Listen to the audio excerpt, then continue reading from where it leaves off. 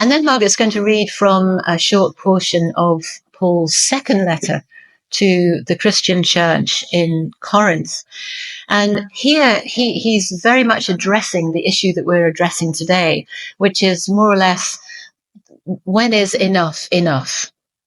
And he's very much drawing on the Jewish religious tradition at the time of generosity, which is a very strong theme at the time, the generosity of God. And I know we talk about that and it trips off the tongue, but this idea of the generosity of God was a huge theme at the time.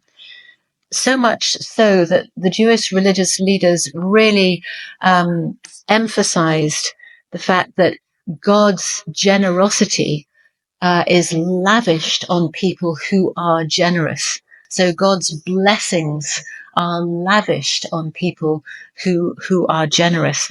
There's a proverb that reports God blesses a man who is cheerful and a giver, and women too, I'm sure. And there's actually a line in the passage that Margaret will read which talks about not only does God provide, but the word abundance is there too. The ancient Greek word would translate probably most applicably abundance. So there's a generosity of God, but it's the abundance of that generosity.